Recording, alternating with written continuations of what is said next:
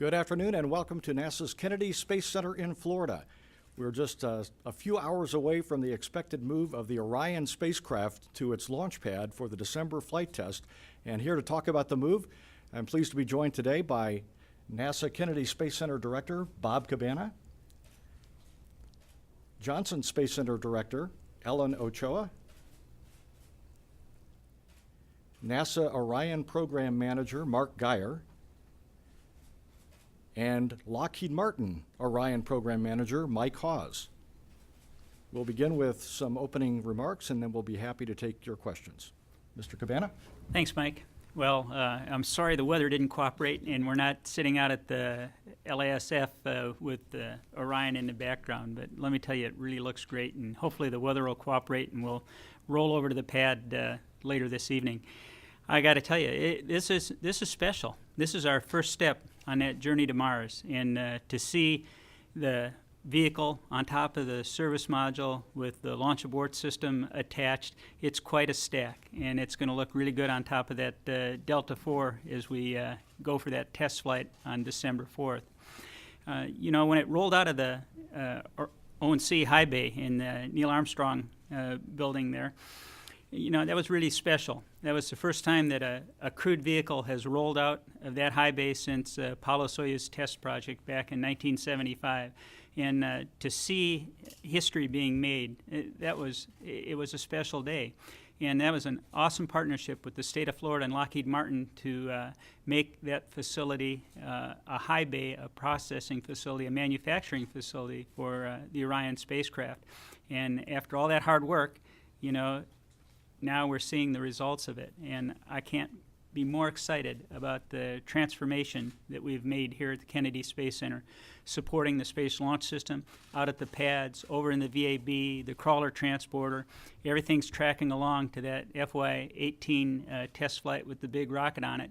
And this is a huge first step to be able to check out the vehicle on the Delta IV and get some data back, and we'll let Mark talk about that. But you know, between the transformation of Launch Pad 39 to support the SLS, the commercial operations that we have going on, turning over the facilities to enable commercial space operations, awarding the contract for a commercial crew, and then the great science missions that we have going on supported by LSP to procure those expendable rockets, I think our future here at the Kennedy Space Center is really being solidified, and it's a real pleasure to be here tonight to be able to see Orion roll for its first test flight. So thank you all for coming out today. Orion represents the latest human-rated spacecraft that Johnson Space Center has had the privilege of developing, also including the International Space Station, the shuttle orbiter, and of course going back to Apollo. And we're the center that are eventually going to put our astronauts on board. So this initial test flight, which focuses on some of the highest risks to bringing the crew back safely from exploration missions, is really important to us. We work closely with our contractor partner, Lockheed Martin, not only through the program office at Johnson that Mark Geyer leads, but also in providing expertise and hardware and software. Our engineering organization provided the entire parachute system for Orion, and our engineers have also worked alongside Lockheed engineers on developing the guidance, navigation, and control systems. And Lockheed's making use of our experienced flight operations team for this test flight. So it's really a team effort, and that's also true across NASA. You've already heard from Bob about some of the work that's gone on here at Kennedy Space Center. There are several other NASA centers that are either supporting the flight directly, such as the spacecraft adapter provided by Marshall Space Flight Center, or that support the Orion program in other ways as we move toward future test flights and exploration missions. So people across NASA are involved in this first step toward pioneering space. And we're excited to have completed the test article for that mission, to see it roll out to the pad later tonight, and to finish preparations for the December 4th flight. Well, let's see, a great picture. I wish it weren't quite so wet, but the main thing is we're looking for it to hopefully clear up by about 8:30 when we move out of there. And it's a great, you know, just to have been in the LASF last Thursday, it's very impressive to be right up next to it. It's about 72 feet tall, and it shows really the three key pieces of Orion, the Launch Abort System on top, with its aerodynamic shape, then the crew module, which it covers, and then the service module below with the fairings now cover it too. So great hardware, a great example of the hard work of about 3,000 people that support the Orion program. I talked a little bit last Thursday about Orion. Of course, Orion is the exploration spacecraft for NASA, and paired with SLS, we'll go explore the solar system. This particular test is unmanned, EFT-1, and we're going to test really, I would say, the riskiest parts of the mission in ascent and entry, things like the fairing separations, heat shield, parachutes, entry navigation and guidance, those kind of things. We'll test all those in this flight, as well as flying into deep space and examining the radiation effects on the avionics. So all those are happening as part of the flight, and tonight is just the next big milestone as we roll out and get stacked on the launch vehicle tomorrow. It's always tough to be last. So, Mark alluded to the teams that have been working on this for a long time, both NASA, Lockheed, and all of our teammates on the industry side. This is a really proud moment to be ready to actually roll the spacecraft out and to mate it on top of the Delta IV Heavy, which is really a big moment for us.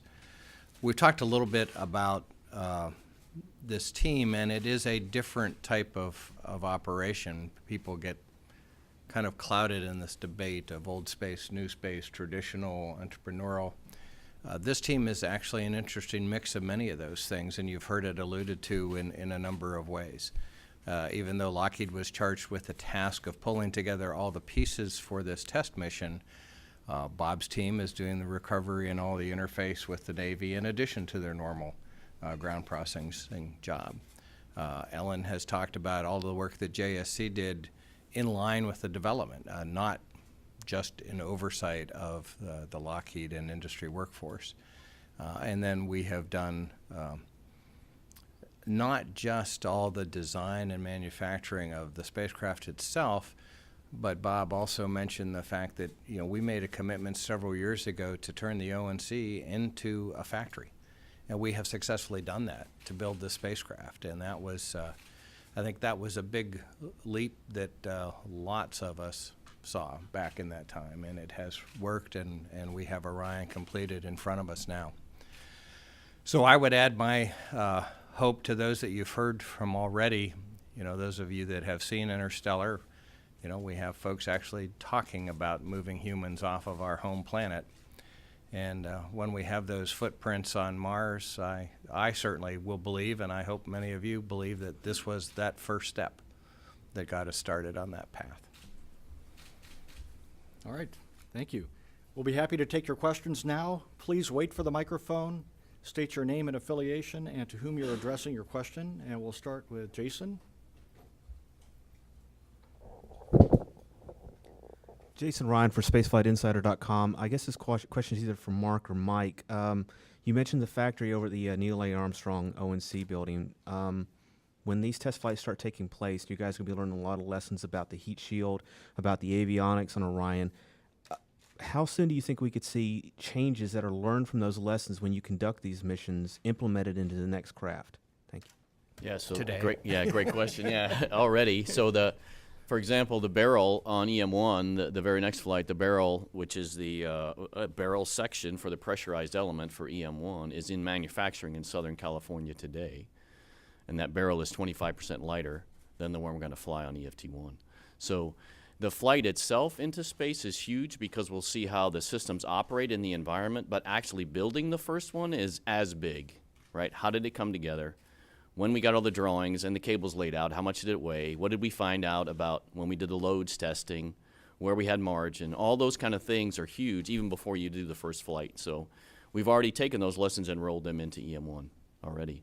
And then, of course, we'll get EFT-1, we'll fly it, and we'll learn some more things, and we'll tweak some other things on the design.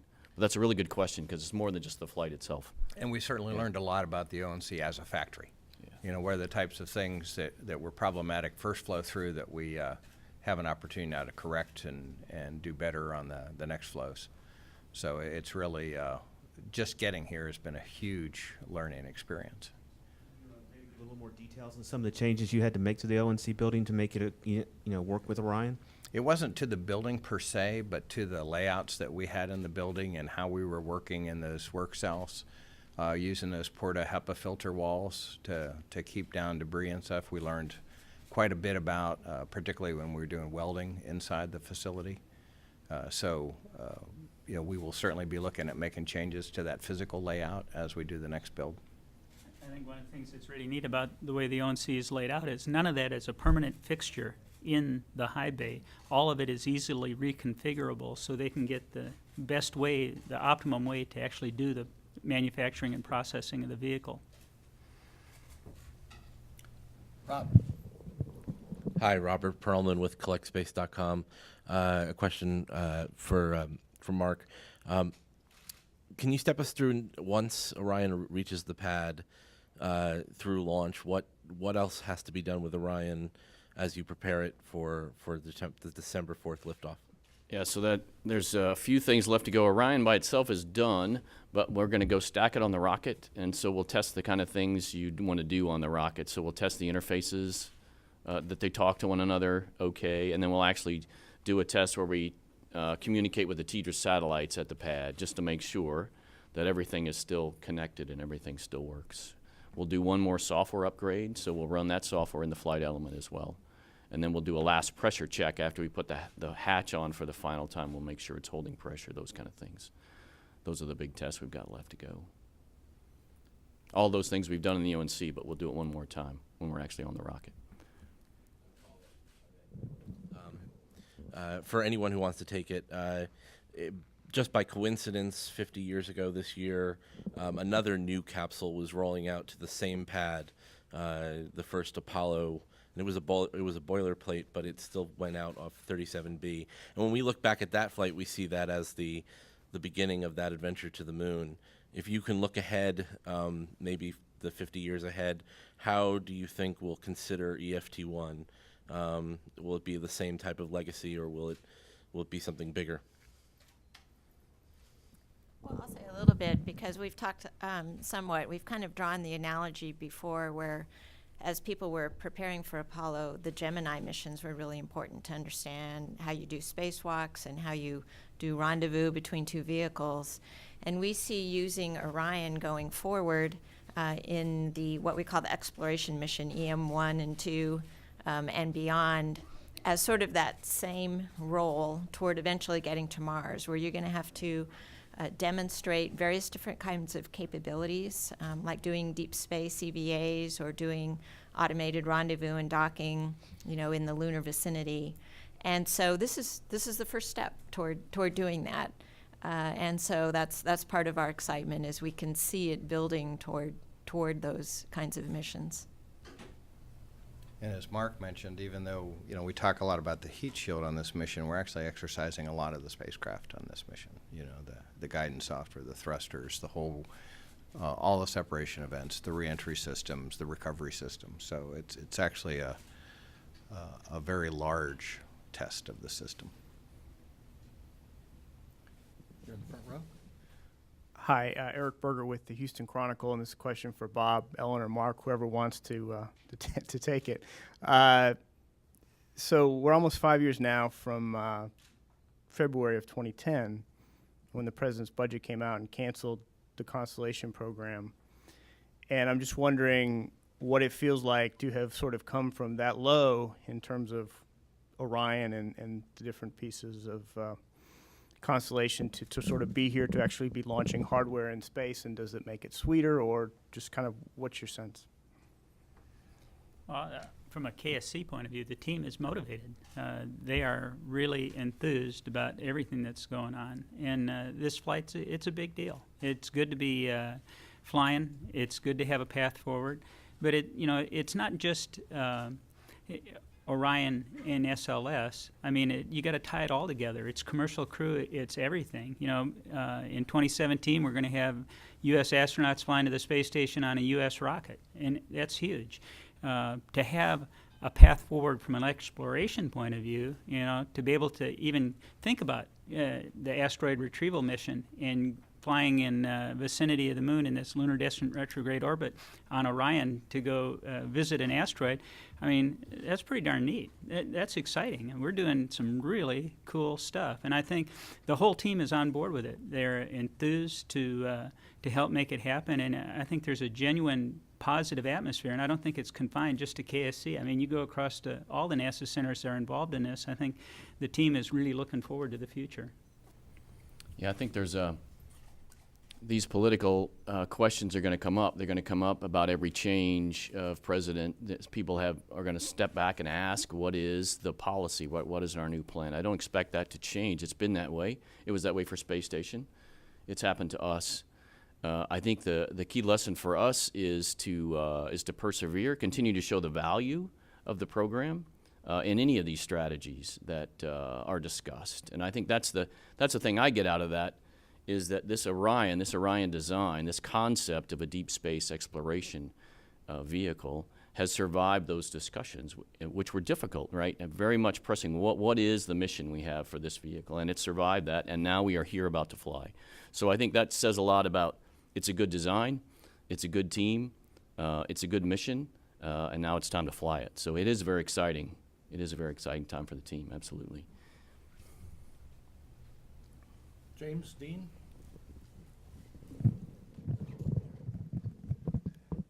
James Dean, Florida Today, and I was just curious about some of the logistics of the rollout and your weather constraints. Are there any significant constraints to getting out, hopefully close to on time, and pretty long, maybe a little bit circuitous route? I was just curious the reason for that, and but given that you're going by Pad B, I guess, is in appearance, is this exactly how it will look when you're rolling out to an SLS? Let's see, I'll take a couple of it. First off, the reason we're going by Pad B and not more directly by Pad A is we got an issue with the road out there, and it wouldn't support the vehicle. And we're doing some repairs on the bypass road around Pad A, so that would have been a more direct route. So we have to go around and use the road by Pad B in order to get out to 37. So that's one of the reasons we're going by Pad B. Will it look exactly like this when it rolls out? No, James, we're going to be on top of the SLS on the mobile launcher, and it's going to be awesome. But as far as what gets stacked on top of the SLS, yeah, this is, when it goes by Pad B, this is what is going to be on top of the SLS. This is what it will look like. And so that's pretty cool. So maybe we'll get a few pictures of it, weather permitting and lighting and everything else as it rolls past its future launch site on its next mission. So that's going to be pretty cool. But it's as far as weather, we talked about that right before we came out here too. We're going to get a further weather forecast here in about 40 minutes, and then we'll know whether we are within the constraints or not. But it's primarily you can't have wind gusts over 25 knots. We're looking at 20 knot wind restraint, and you can't have it be in a phase 1 lightning hold, both for the vehicle and the people that are going to be going with it. So, I think we're looking at maybe not rolling out quite on time, but we'll have to see. We'll see what the weather forecast is, and hopefully we'll get out there. It's about what do we got, about a 6-hour roll to the pad, roughly? Yep. So we got some time to get there tonight. Yeah, initial reports were that it may take a couple hours for the system to move through, and we'll see that the team's meeting here, like Bob said, in half an hour, 40 minutes or so to make that determination of what the timing will be. Amy Green of WMFE Public Radio. We know that the ultimate mission of this spacecraft is to go to Mars. What is the time frame at this point for the first manned mission with this spacecraft, and what would be the nature of that first manned mission? The first manned mission would be 2021. Before that, so we'll fly EFT-1, then we have the next flight is called EM-1, which will be another unmanned flight. That flight would be on a full service module and on the big rocket on the SLS. So that's about 2017, 2018. 2021 will be the manned launch. Right now we're looking at the specific objectives of that. It depends on how EM-1 goes. EM-1 today we're going to send around the moon and do some complex orbital maneuvers to kind of test out those plans. If that goes well, we could either leave EM-2 around the Earth, or we could send it out past the moon. So it'd really be the fundamental test for EM2 is to put people in the vehicle and make sure all the life support and all the things that interact with the crew are working correctly, and then push the other systems as much as we can, depending on how EM1 went. And then after that, we're looking at this asteroid retrieval mission, when the next flight is for that. Once we do EM2, fundamentally, we've already got the fundamental systems for us to on the manned side to do the mission. We've got the airlock with the cabin of Orion. We've got suits. We've got guidance navigation. We've got all those kind of things. So that after EM2, in that range, a flight or two, is when we'll do the asteroid visit mission. Okay, if you're on the phone bridge and you have a question, please make sure to unmute yourself, and we'll take a question here from Jason. Jason Ryan, Spaceflight Insider. This is kind of follow-up to the last question. Orion, if memory serves, is capable of supporting a crew of 4 to 6 for 21 days, and it's been posited that a spacecraft for a Mars mission would be equal to or larger than the space station. So my question is, where is NASA in its development of this spacecraft, and is it possible we're looking at another international collaborative effort on the road to Mars? Well, I guess there's a number of things you can say there. First of all, Orion already is an international effort, because on EM1, ESA will be providing the service module. So, you know, the program has already taken that first step to bring in international partners, and yes, we absolutely, that would continue not only with ESA, but we hope with other international partners as well.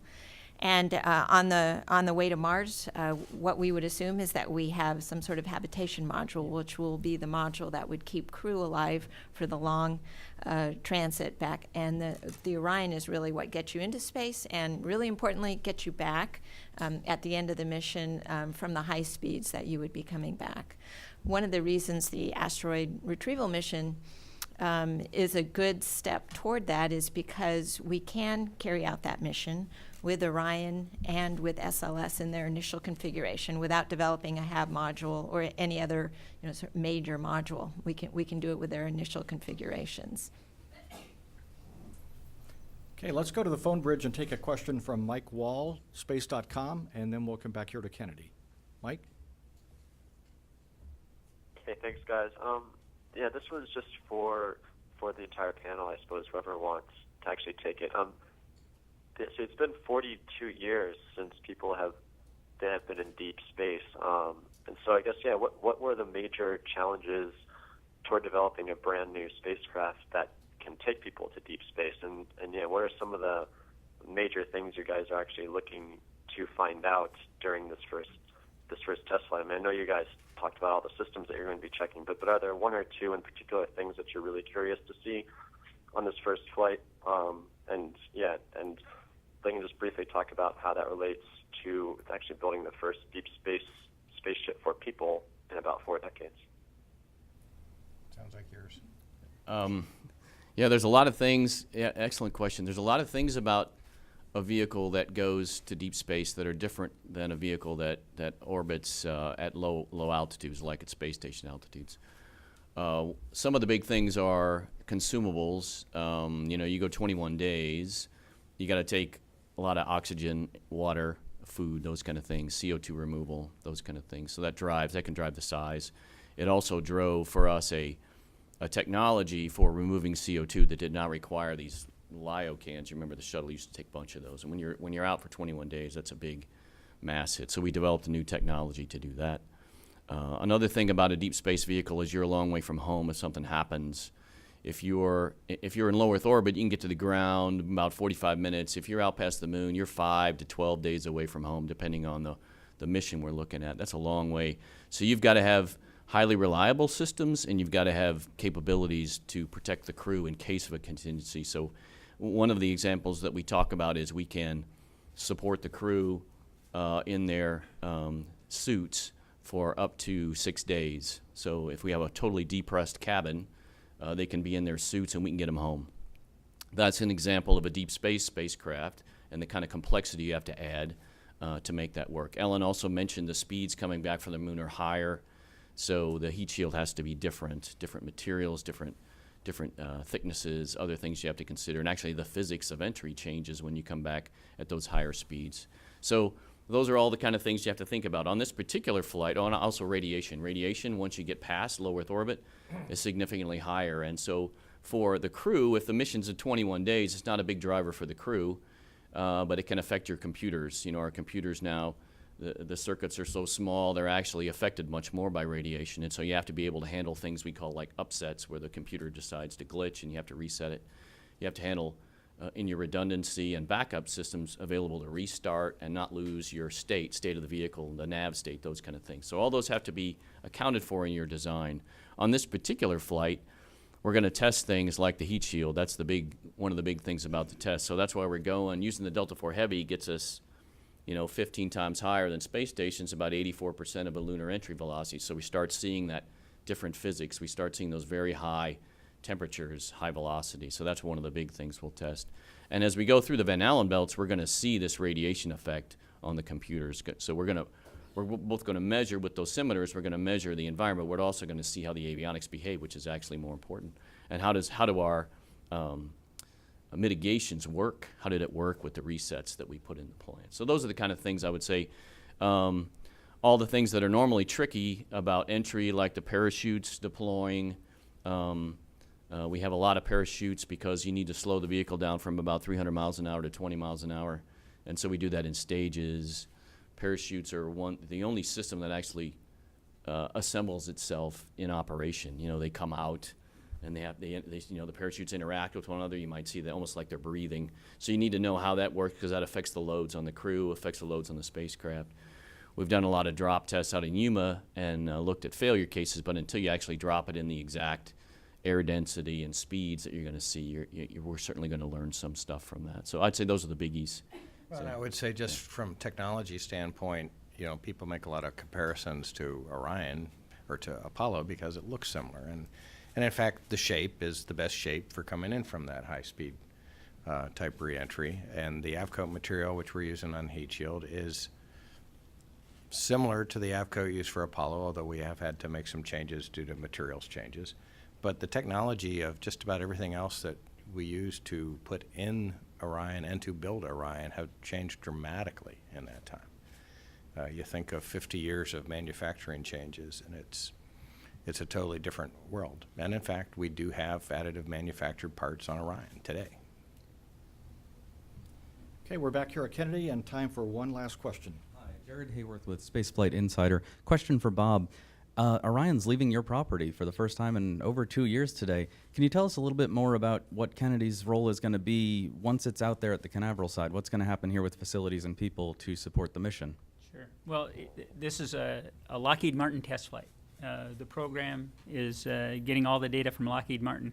We will do flight following. Our launch services program will have folks over in Hangar AE watching the data, just as any expendable launch vehicle that we launch. We're in an advisory role. We're not actually responsible. We'll have folks in the LCC also following the data. Ellen's folks in Mission Control in Houston are going to be following it. And then the next really big role that we play is going to be the recovery of the vehicle off of Baja when it lands off the coast of California, and then working with the Navy to bring it back here. And we're looking forward to getting it back so we can process it for that abort flight down the road. There's a lot of work to be done. Bob's team is doing the transport cross-country from the port to get it back here. We hope to be back in the ONC Christmas week-ish. But there's a lot of work to be done, because really gathering not just the data, but really starting to pull the back shells off, look at the systems, understand how they really weathered the flight. There's a huge amount of work to be done with that. All right. Thank you all very much for coming. We look forward to tonight's move. You can keep track of the status of the move on the NASA website at www.nasa.gov/Orion and on social media using hashtags Orion and I'm on board. Thank you again.